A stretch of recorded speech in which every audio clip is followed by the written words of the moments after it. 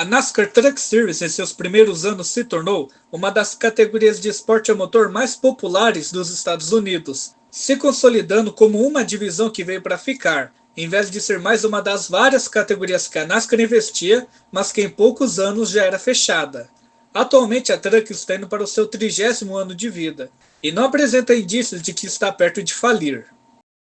No início de sua história, ela corria em circuitos menores abaixo de 1 milha na costa oeste dos Estados Unidos, mas no intervalo de 1995 a 1998 já estava correndo em ovais maiores, como Homestead, Miami, Las Vegas, Texas Motor Speedway e até mesmo em Auto Club Speedway, na Califórnia, em sua inauguração em 1997, deixando os circuitos menores da costa oeste para trás. Além disso, equipes da Cup apareceram por lá em seus primeiros anos, como Jack Roush, Hendrick e Dale Earnhardt Incorporated. E para a temporada de 2000, no novo milênio, a sua primeira corrida seria num lugar exótico, Daytona International Speedway, e você vai saber o que aconteceu em sua primeira visita por lá agora. Bandeira verde no canal, pé no porão e puxa a primeira vinheta de 2025. Feliz ano novo, galera!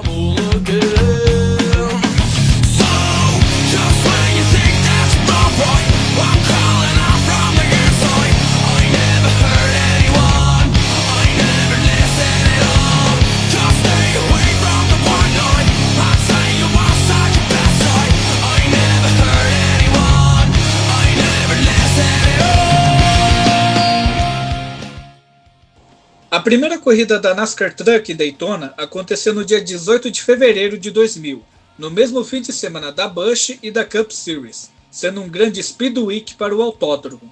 O evento se chamava Daytona 250, tendo 250 milhas, como já diz o nome, mas necessariamente 100 voltas de distância. A corrida contava com 52 picapes inscritas. 52 picapes, meu pessoal. Porra! Tudo isso? 36 se classificaram, como era o limite. A primeira fila contava com o pole Joe Ruttman e Mike Wallace, a segunda com Leydon Emick e Marty Houston, e a terceira com Bobby Hamilton e Andy Houston.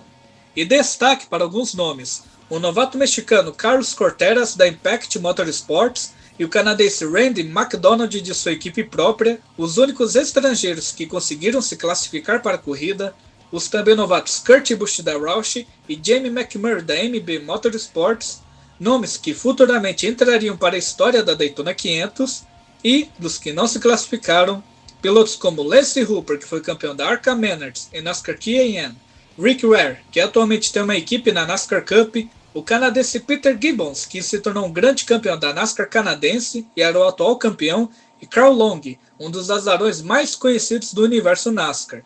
Nomes esses que ficaram de fora da corrida. E é bandeira verde! E já nas primeiras curvas, Bobby Hamilton, que largou em quinto, foi lá para trás. Perdeu o momento.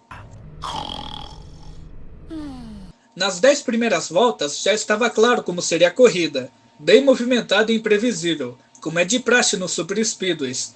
Mas, naquele tempo, as corridas de Super Speedway eram bem diferentes. Atualmente estamos acostumados a ver os carros juntos o tempo todo em filas, onde às vezes mal dá para ultrapassar, apenas seguir o comboio e achar um espacinho para mudar de linha. Nos anos 2000, os carros ficavam distantes um do outro, onde usavam a clássica manobra do estilingue para ultrapassar. O vácuo era bastante efetivo. Se liguem nessa onboard do Bobby Hamilton para cima do companheiro Joe Ruttman. Menino, que velocidade é essa, Júnior? Para esse carro, Júnior! Tá vindo aí não, a ladeira não, rapaz! Ai, meu pai! Parece que ligou um DRS. Ah, e as trucks não usavam placas restritoras. Era 750 cavalos em sua forma mais pura.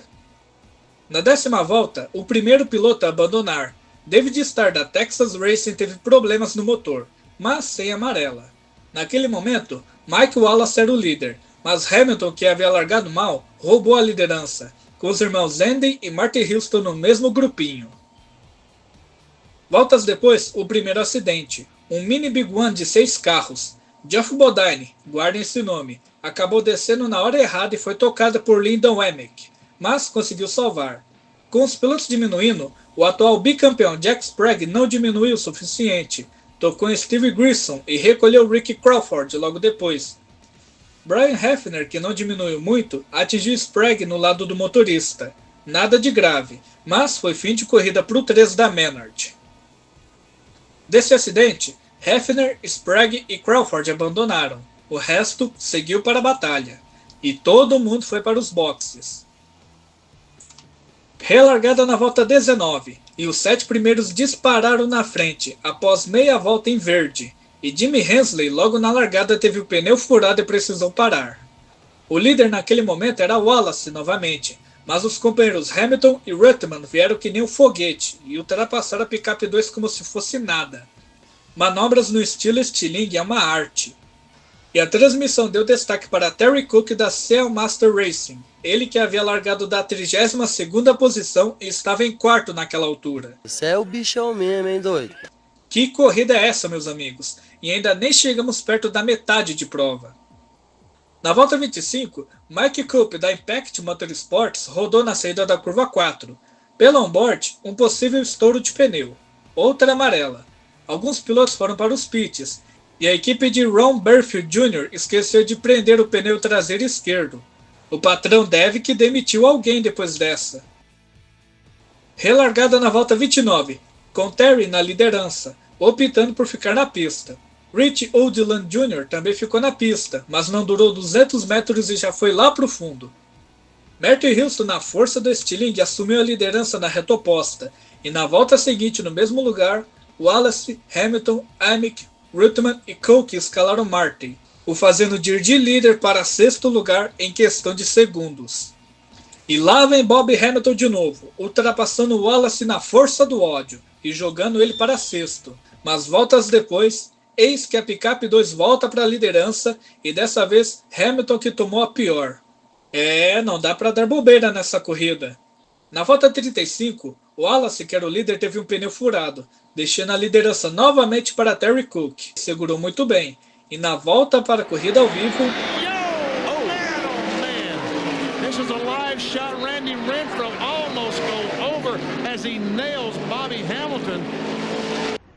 Kurt Busch, em sua primeira aparição no pelotão da frente, recebeu um leve toque de Greg Biffle e foi lá para baixo. Hamilton diminuiu, mas seu companheiro não, e acabou tocando na picape 4. Um pouco mais atrás, Martin Houston tocou em Randy Hinfrey e Randy Tosma. Até aí nada demais, mas logo após isso, Randy tomou um toque de Hamilton, que quase o fez capotar. 6 picapes envolvidas. Apenas Hinfrey e Hamilton, que eram dos favoritos, acabaram abandonando. Toma! Todo mundo para o pit. Relargada na volta 43. O novo líder agora era Jimmy Kitchens. Voltas depois, Steve Grissom da Pad Enterprises era o líder, com Dennis Setzer logo atrás. E lá vem Mike Wallace de novo como uma bala, assumindo a liderança no fim da volta 46. Mais um incidente aconteceu durante os comerciais. Na volta 50, bem na metade da prova, Jimmy ficou entre Lyndon Amick e Andy Houston, rodando logo depois. Segurou bonito, mas deu bandeira amarela. Enquanto isso, o mexicano Carlos Contreras e seu belo Hot Wheels 12 estavam com problemas no motor. Mais uma vez, todo mundo para os pits. Rob Morgan agora era o líder. Relargada na volta 55, e a transmissão não mostrou. Mais uma vez, Mike toma a liderança de prova. E indo para a volta 57, a transmissão estava na onboard de Geoff Bodine, e bem na sua frente, Morgan foi para a linha do meio, mas Kurt Busch ainda estava por lá. E aconteceu isso.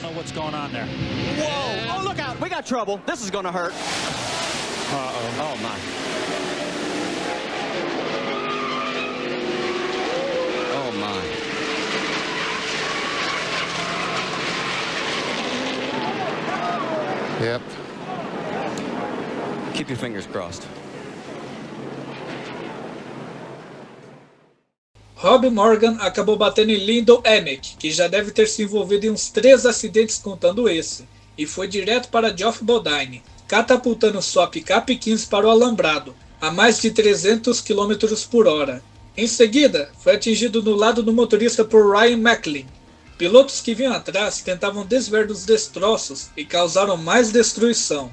A equipe de transmissão já estava em um clima bem tenso, narrando de forma melancólica, talvez sentindo que Geoff havia falecido nesse terrível acidente. A bandeira vermelha foi acionada. 13 picapes envolvidas nesse Big One. O acidente foi tão violento que o motor da picape de Bodine foi arrancado na hora e foi parar na entrada da curva 2, 108 metros à frente da picape destruída. E as imagens são bem assustadoras. O clima de silêncio foi quebrado 16 minutos depois, quando felizmente Geoff Bodine foi visto acenando e conversando com a equipe médica. Ele estava bem, isso é, sofreu uma mandíbula quebrada, pulso quebrado, dores nos ombros e concussões, mas o mais importante de tudo é que estava vivo. E foi um verdadeiro milagre sair desse acidente com vida.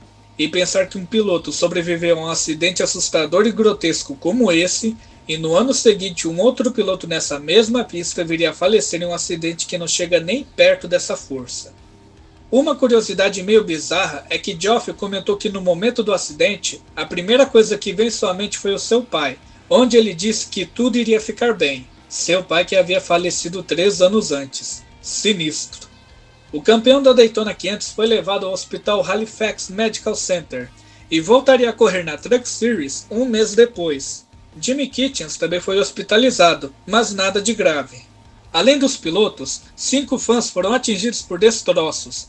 3 foram pegos pelo fogo da picape de Bodine, mas todos sobreviveram, ainda bem. Após 55 minutos de bandeira vermelha, a corrida iria continuar. 9 picapes envolvidas no Big One não conseguiram retornar. Relargada na volta 61, com Andy Houston na liderança, seguido de Mike Wallace. Denny Setzer acabou tendo problemas de combustível e precisou parar na hora da verde. Steve Grissom teve seu pneu furado na curva 3 e tomou o caminho dos boxes. No pelotão da frente, apenas 6 pilotos estavam no grupo dos líderes: Andy Houston, Mike Wallace, Kurt Busch, Greg Biffle, Kenny Martin e Terry Cook. E pela 8ª vez, Wallace assume a liderança. Terry perdeu o momento e ficou sozinho, sem ninguém por perto. O segundo grupo estava a quase 10 segundos atrás do grupo do líder. Na volta 64, Joe Ruttman teve problemas no motor, mais um que era o grande favorito a vencer ficando de fora. Com o passar das voltas, o grupo e as posições se mantiveram, e ainda tinha o retardatário Denny Setzer no bolo. O segundo grupo não conseguia chegar na ponta de jeito nenhum. E agora, Andy Houston assume a liderança na volta 71. Wallace foi para a 3ª posição, mas na reta oposta da volta seguinte, olha quem aparece na liderança de novo. Eu vou falar, hein? Deu gosto de ver essa corrida do início ao fim para fazer esse vídeo. Wallace e Andy conseguiram se desgarrar dos outros 4, mas por um curto período de tempo. Depois, todo mundo se reuniu. Somente Kenny Martin que ficou lá para trás. Agora, 4 pilotos estavam batalhando pela vitória. Rick Carelli e Randy McDonald eram 7º e 8º respectivamente, e estavam sozinhos na sua própria dupla. As voltas foram passando e entramos nas últimas 20 voltas, e o grupo dos líderes se separou por completo. Mike recebeu a ajuda do retardatário Setzer e disparou na frente, mas a alegria durou pouco. Mais uma amarela, fluidos na curva 2. Todo mundo para o pit. Andy Houston e Greg Biffle voltaram nas 2 primeiras posições, com Wallace caindo para 3º, e Ron Barfield Jr., com a picape toda arrebentada, ainda tentou voltar para a corrida. Ele estava uma série de voltas atrás. Enquanto a maioria dos pilotos estava na volta 80, ele estava na volta 66. Mas a picape não conseguiu pegar e voltou para a garagem. Não me estaciona, treinador, ainda não percorrer. Relargada na volta 86, faltando 15 para o fim e apenas 8 pilotos na mesma volta do líder. Agora o bicho pega. E lá vem Mike Wallace de novo e toma a liderança. Mas Andy não ia deixar barato. Reassumiu na volta seguinte, mas a picape 2 estava quadradinha naquela corrida. As picapes ainda eram quadradas na época. Mais uma vez líder, e para a infelicidade de Houston, perdeu o momento e foi para o fim da fila. Agora Terry Cook estava disputando a posição com a implacável picape de Mike. Relembrando, Terry largou de 32º. 10 voltas para o final. O ainda retardatário Setzer deu uma força enorme para Wallace e Cook. Se desgarraram dos demais pilotos. Kurt Busch, que estava naquele grupo, subiu e tocou em Greg Biffle, o fazendo ir para o muro, furando o pneu na hora. Fim de corrida para Biffle, e sem amarela. Será que foi um payback pelo que aconteceu mais cedo? Lá na frente, Cook e Wallace chegaram a se tocar, quase que deu ruim. Faltando 5 voltas para o fim, Wallace ainda era o líder com Cook por perto, e a união faz a força. Houston, Martin e Buschão conseguiram chegar nos 2 primeiros, ainda vivos na disputa, deixando Settler para trás. 3 voltas para o fim e Mike ainda era o líder. Cook tentou ultrapassar, mas Wallace cortou o vácuo, permitindo Andy ultrapassar pela segunda posição. Na volta seguinte, no mesmo lugar, Houston executou a mesma manobra de Cook, Mike fez o mesmo movimento de bloqueio, mas o piloto da picape Caterpillar estava esperto, lado a lado, entrando na última volta da corrida. A vitória estava entre Mike Wallace, Andy Houston, Terry Cook, Kurt Busch e Kenny Martin. Houston abriu uma boa distância no fim da curva 2, mas novamente a força do vácuo falou mais alta. Houston estava na frente, but here comes Mike Wallace de novo, e colocou por fora de Houston, deixando com que o ar lateral fizesse o piloto derrapar e perder o momento na saída da curva 4, assumindo a liderança no fim e vencendo a primeira corrida da NASCAR Truck Series em Daytona International Speedway, sua terceira vitória na categoria. Kurt Busch, que largou da penúltima posição, conseguiu ser o segundo, Andy Houston o terceiro por muito pouco, Terry Cook e Kenny Martin completaram o top 5, numa corrida onde 7 pilotos completaram na mesma volta do líder e apenas 13 receberam a bandeirada final, uma baita de uma corrida. De 2000 a 2003, a prova de Daytona era realizada durante o dia.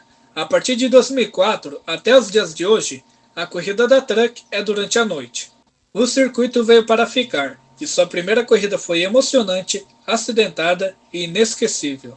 Inclusive, comentem aí embaixo qual é a sua maior lembrança envolvendo a NASCAR Truck Series em Daytona. E esse foi o vídeo, eu espero que tenham gostado. Deixem o seu like, o seu compartilhamento, se inscrevam se não é inscrito ainda. Se tiver alguma sugestão de vídeo, podem deixar aí nos comentários que eu vou atender assim que possível.